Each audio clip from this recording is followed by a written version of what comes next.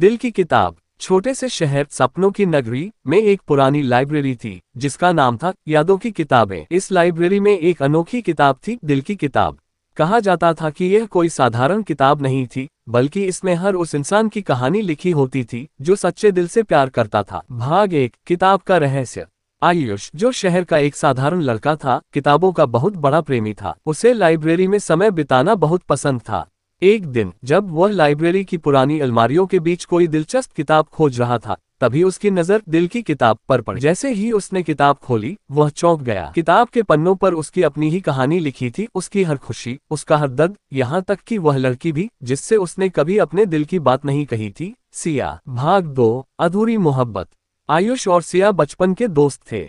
School के दिनों से ही आयुष सिया को पसंद करता था, लेकिन कभी कह नहीं पाया। सिया हंसमुख, चंचल और सपनों से भरी लड़की थी। वह दुनिया घूमना चाहती थी, नई जगहों को देखना चाहती थी, और आयुष वह एक किताबों में खोया रहने वाला लड़का था। धीरे धीरे सिया अपने सपनों को पूरा करने के लिए विदेश चली गई। आयुष ने कभी उसे रोका नहीं, क्योंकि वह चाहता था कि सिया अपने सपनों को जिए। लेकिन अब जब उसने दिल की किताब खोली तो आखिरी पन्ने पर लिखा था, सिया भी तुझसे प्यार करती थी, लेकिन उसे लगा कि तू उसे रोकना नहीं चाहता, इसलिए वह चली गई, ये सोचकर कि तुझे उसकी कमी महसूस नहीं होगी। आयुष की आंखों में आंसू आ गए। क्या सच में सिया भी उसे पसंद करती थी? अगर हाँ, तो उसने कभी कहा क्यों नहीं? भाग 3, दूसरा मौका। आयुष को समझ आ गया कि प्यार को जाहिर करना जरूरी होता है। उसने तुरंत सिया से संपर्क करने की कोशिश की, लेकिन वह अब विदेश में थी और उससे बात करना आसान नहीं था। आखिरकार उसे पता चला कि सिया पेरिस में थी, अपने सपनों को जी रही। आयुष ने बिना समय गंवाए पेरिस जाने का फैसला किया। जब वह वहां पहुंचा तो वह सीधा उस जगह गया जहां सिया काम करती थी, एक खूबसूरत आर्ट गैलरी। सिया वहां अपने चित्रों की प्रदर्शनी कर रही थी।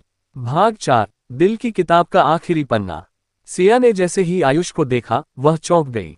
आयुष, तुम यहाँ? आयुष ने मुस्कुराते हुए कहा, हाँ, क्योंकि मैंने बहुत देर से जाना कि मेरा दिल हमेशा से तुम्हारा था। सिया की आंखों में आंसू आ गए। उसने धीरे से कहा, मैं हमेशा चाहती थी कि तुम मुझे रोको, लेकिन तुमने कभी कुछ कहा नहीं। आयुष ने हंसते हुए कहा, अब कह रहा हूँ सिया, मैं तुमसे प्यार करता हूँ। और शायद ये दिल की किताब चाहती थी कि मैं अपनी कहानी खुद लिखूं, अधूरी नहीं, पूरी। सिया ने उसकी ओर देखा और हल्के से मुस्कुरा दी।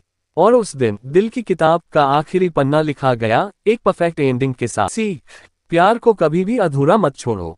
अगर तुम किसी से प्यार करते हो तो उसे कहने की हिम्मत करो, क्योंकि कभी कभी हमारी चुप्पी हमारी सबसे बड़ी गलती बन जाती है।